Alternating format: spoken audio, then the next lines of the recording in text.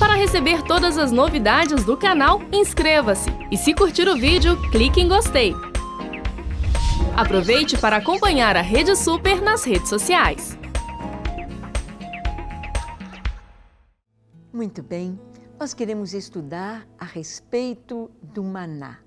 Ver como Deus protegeu o seu povo, ver como Deus cuidou do seu povo durante 40 anos no deserto.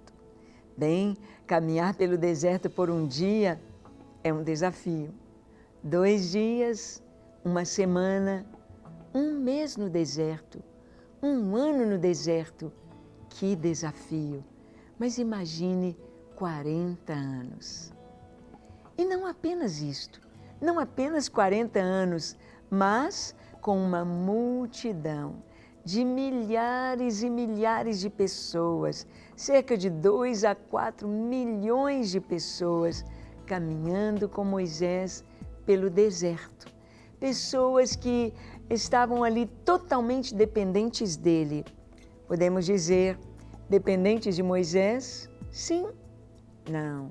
Dependentes do Deus de Israel, do Deus de Moisés. Deus haveria de se revelar ao seu povo.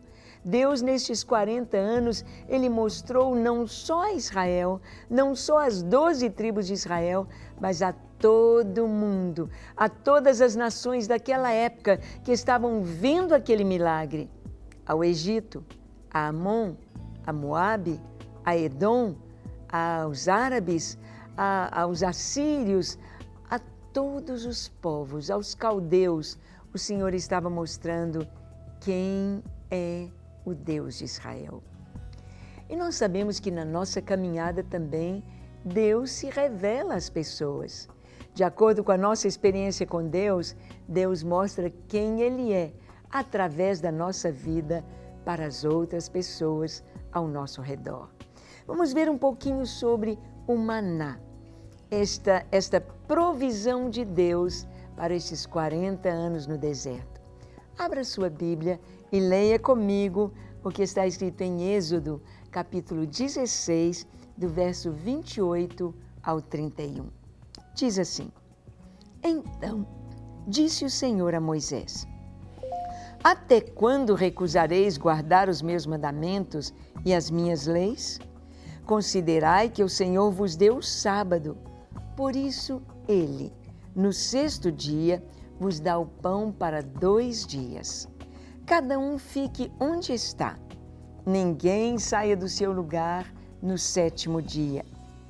Assim, descansou o povo no 7º dia. Deu-lhe a casa de Israel o nome de maná. Era como semente de coentro, branco e de sabor como bolos de mel.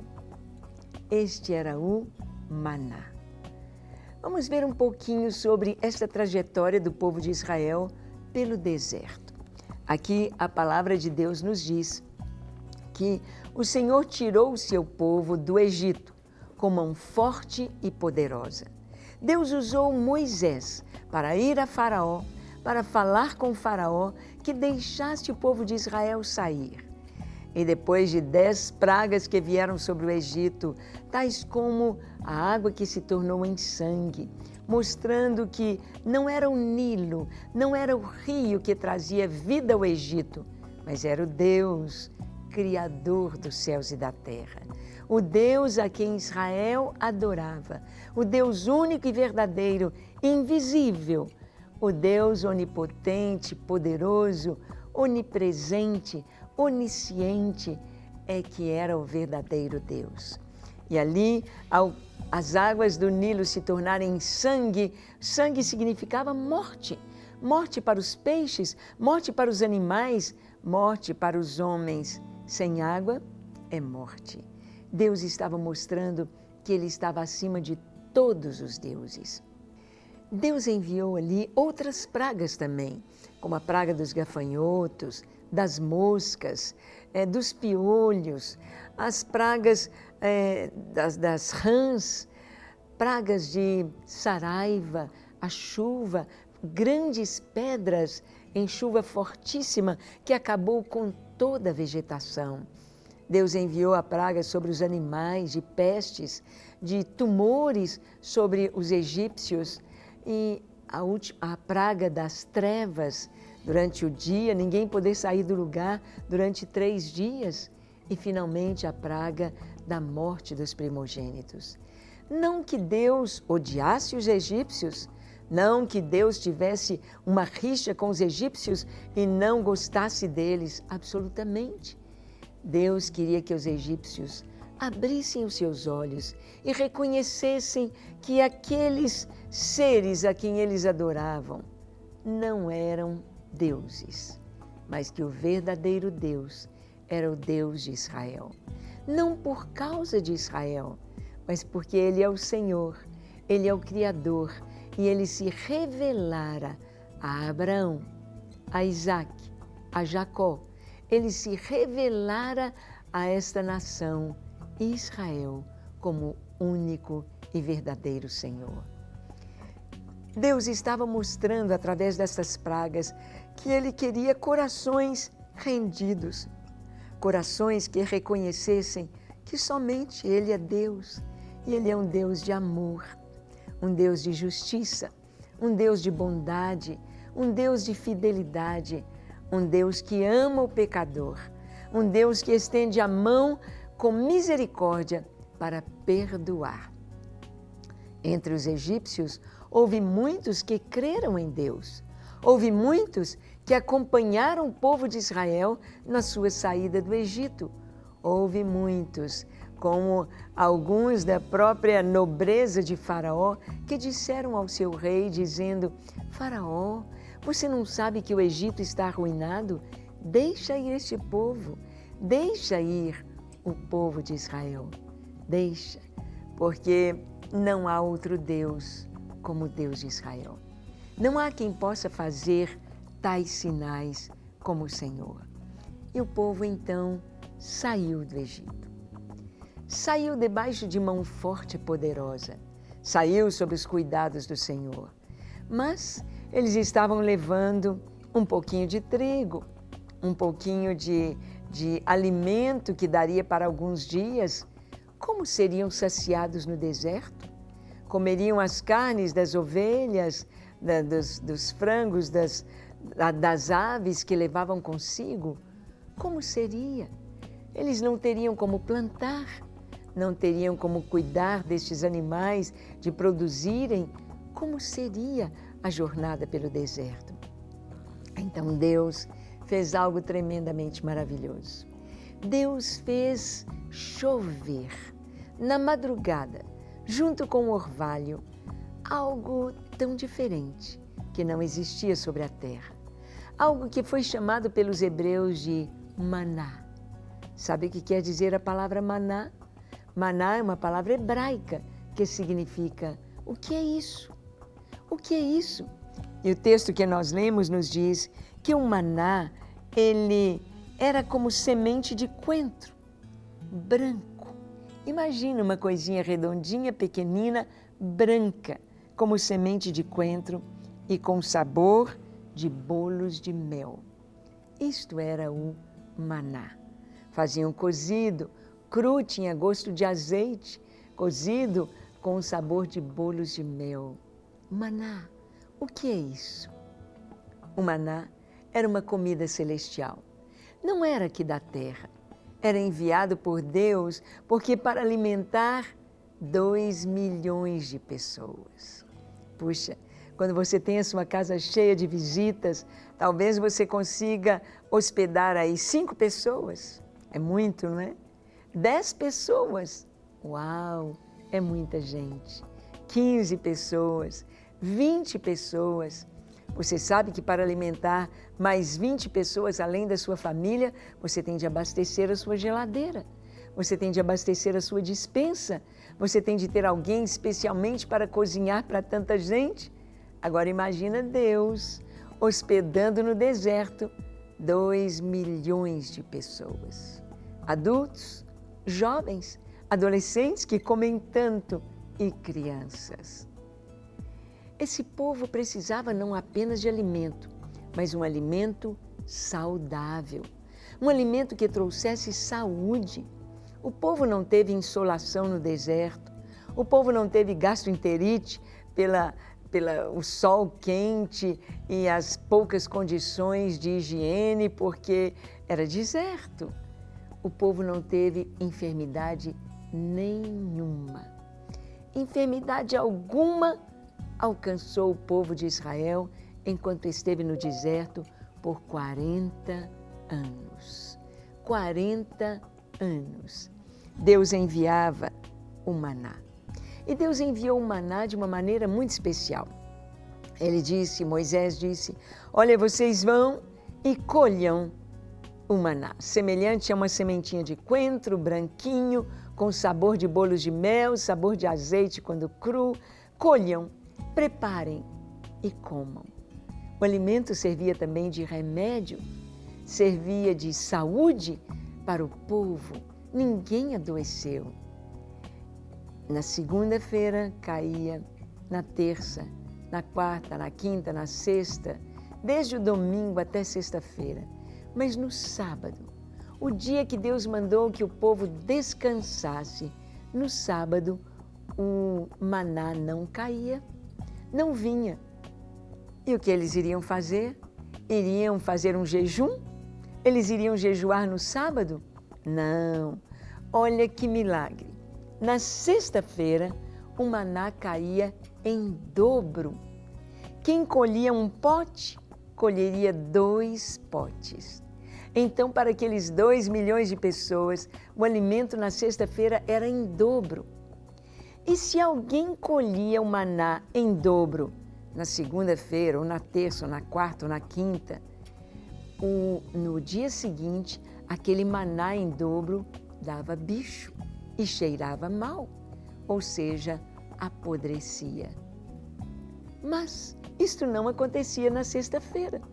Sexta-feira colhiam e o maná não dava bicho e nem apodrecia. Maná, o que é isso?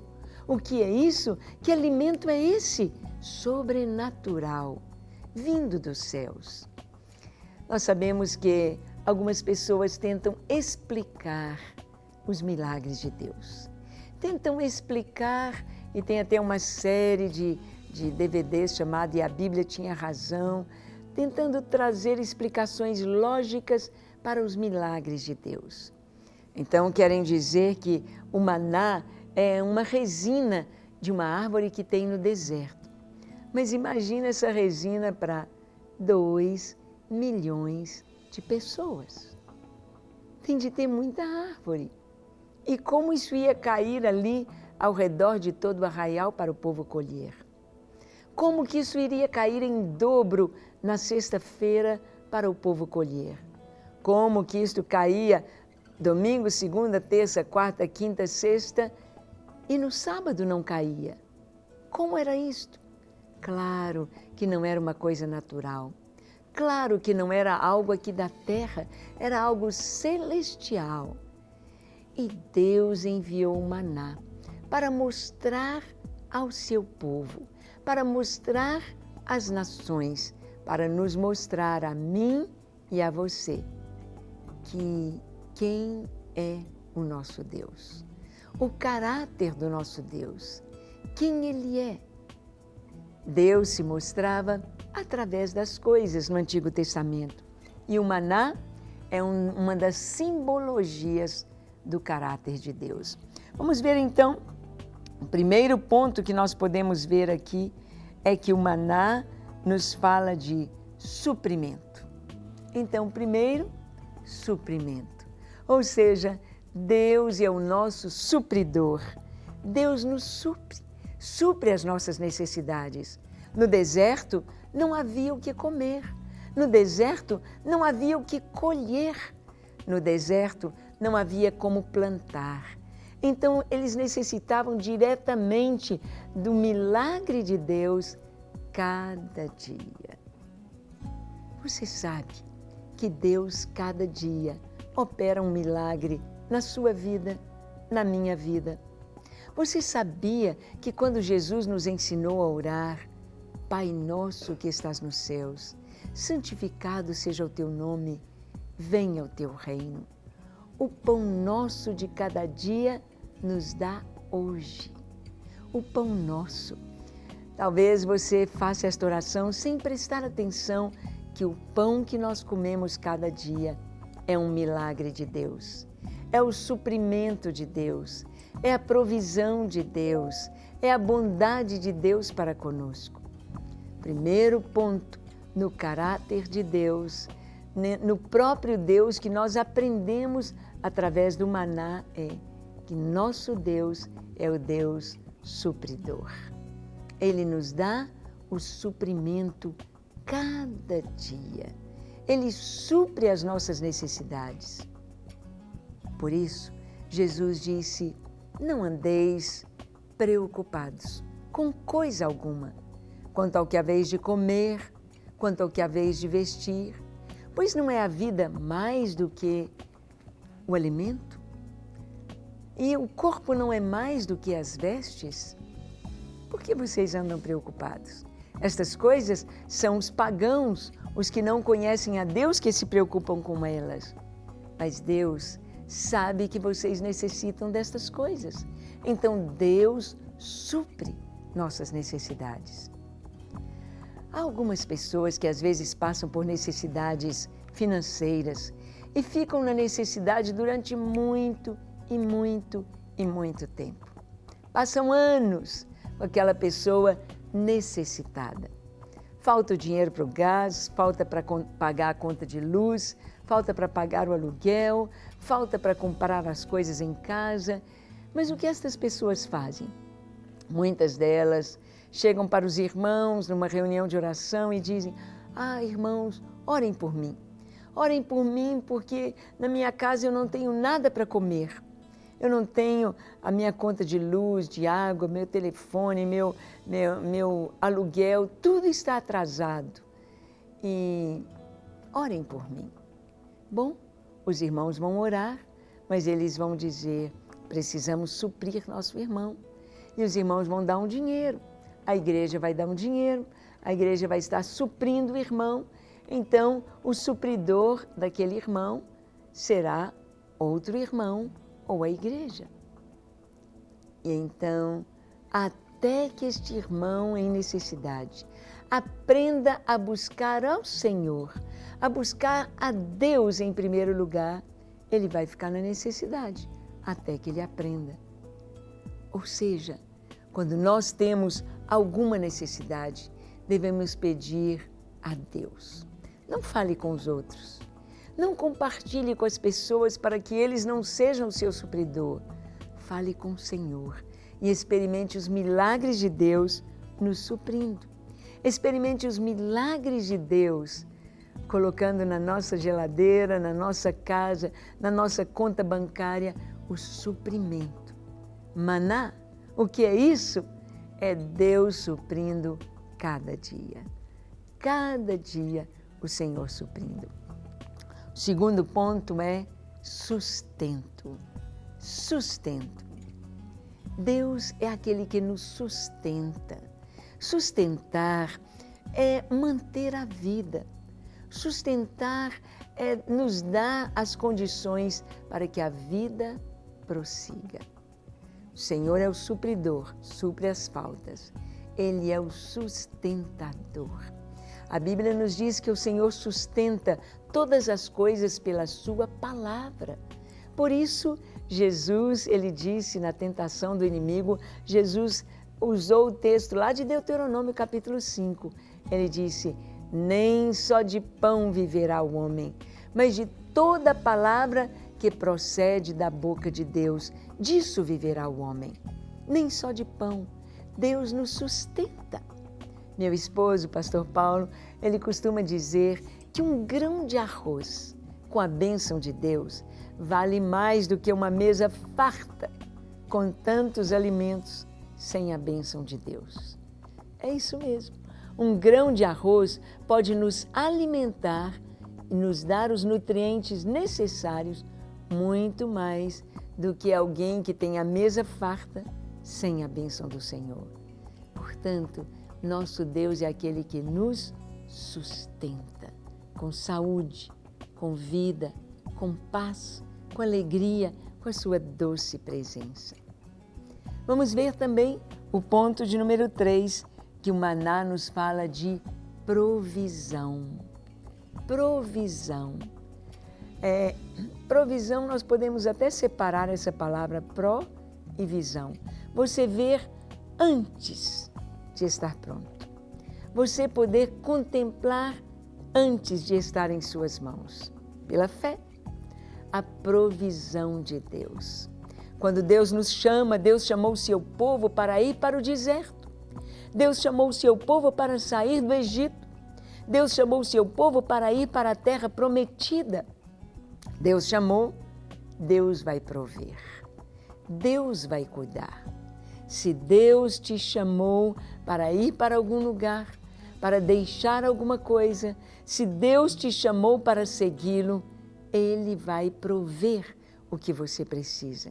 Ele vai se encarregar de cuidar de você.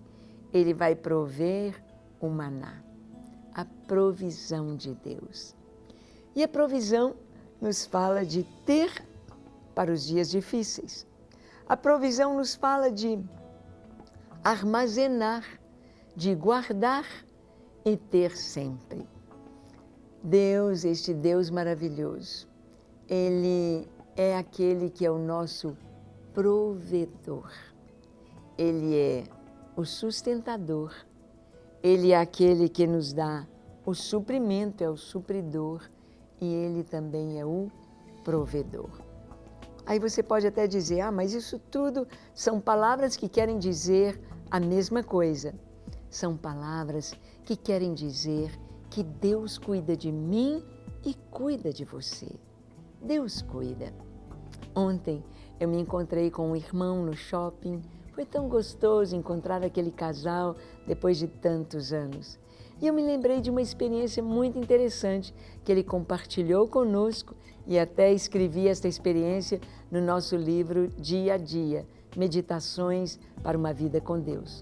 O nosso livro que fala, ele está bem aqui na estante ao meu lado, e este livro fala exatamente sobre experiências com Deus, dia a dia, durante o ano. Este irmão experimentou naquele período de recessão tão grave que tivemos aqui no Brasil, quando a nossa moeda mudava, a inflação era tão alta e muito desemprego. Este irmão experimentou o desemprego. Ele tinha um ritmo de vida, um padrão muito alto, por ser engenheiro, aquele alto padrão de vida. E sem emprego, ele começou a diminuir o seu padrão. Ele começou a gastar e a vender os seus bens para passar o dia a dia, para ter o que comer, para manter a família. E então, um dia, ele estava muito cansado, estava muito triste, estava muito preocupado. E enquanto ele alimentava o seu passarinho, um canarinho, ele colocava alpiste na gaiola, ele orava e dizia, Deus, eu não estou aguentando mais, está tão difícil, Senhor, essa dificuldade financeira é muito difícil para um pai de família. Me ajuda, Senhor, me ajuda, porque eu estou me sentindo fraco e abatido. E enquanto ele punha ali o alpiste para o passarinho, Deus disse para ele, o que você está fazendo? E ele disse, cuidando do meu passarinho. E o Senhor lhe perguntou, de quem é este passarinho? Ele disse, é meu. E o que você está fazendo? Cuidando dele. E Deus então lhe disse, a quem você pertence? Você pertence a mim. Eu cuido de você. Você até hoje não passou fome, nem vai passar. Eu estou cuidando de você. Eu cuido deste passarinho, que além de ser seu, ele é meu. Estou usando você para cuidar do passarinho. E eu amo você e cuido de você muito mais do que das aves, muito mais do que todos os passarinhos. Eu cuido de você. E o irmão disse que veio aquela paz em seu coração. E ele descansou. Deus cuida dos passarinhos, Ele cuida de você, Ele cuida de nós. Mas o terceiro ponto, aliás, o quarto, em que Deus nos mostra o seu caráter, Ele vai falar que o verdadeiro alimento vem do céu, o pão do céu. E em João 6, verso 32 a 35, está escrito o que Jesus disse. Replicou-lhes Jesus: em verdade vos digo, não foi Moisés quem vos deu o pão do céu. O verdadeiro pão do céu é meu Pai quem vos dá. Porque o pão de Deus é o que desce do céu e dá vida ao mundo. Então lhe disseram: Senhor, dá-nos sempre desse pão. Declarou-lhes, pois, Jesus: eu sou o pão da vida. O que vem a mim jamais terá fome. O que crê em mim jamais terá sede. Esta é a grande revelação do nosso Deus. Jesus, o Verbo de Deus, é o pão que desceu do céu. Aquele maná no Antigo Testamento, agora no Novo Testamento, é Yeshua, o Filho de Deus, o pão vivo que desceu dos céus e nos alimenta, e nos fortalece, e nos dá vida, e vida com abundância. Jesus. Alimentar-se de Jesus, da sua palavra. Alimentar-se de Jesus, da comunhão com Ele, porque ser cristão não é seguir uma série de preceitos como o budismo e as outras religiões, mas ser cristão é ter um relacionamento com Deus, de filho para o Pai, sabendo que Deus é nosso Pai e em Cristo nós somos adotados, enxertados, fazendo parte da família de Deus. Portanto, o maná nos fala do pão do céu, Jesus, para nos alimentar. Ele disse que quem se alimenta dele jamais terá fome, jamais terá sede. Você já tem Jesus como seu Senhor e Salvador? Você gostaria de orar agora? Feche seus olhos, curve a sua fronte, se for possível, se ajoelhe. Ore comigo dizendo assim: Senhor Jesus, eu creio em Ti. Creio que Tu és o Senhor, o Rei dos Reis, o Senhor dos Senhores, que Tu és o Cristo, o Filho do Deus vivo. E eu me entrego a Ti. Arrependido dos meus pecados, lava-me, perdoa-me, dá-me um coração puro na Tua presença e dá-me, ó Deus, a certeza de salvação. Eu me entrego a Ti, tomo posse da Tua presença, do Teu maná, do Teu alimento, a Tua palavra, e quero viver para a Tua glória, hoje e para sempre. Amém, amém e amém. Graças a Deus. É isto, é buscar o Senhor, é viver em Sua presença, é receber o seu suprimento, a sua provisão, o seu sustento do pão vivo que desceu do céu, Jesus. Para receber todas as novidades do canal, inscreva-se e se curtir o vídeo, clique em gostei. Aproveite para acompanhar a Rede Super nas redes sociais.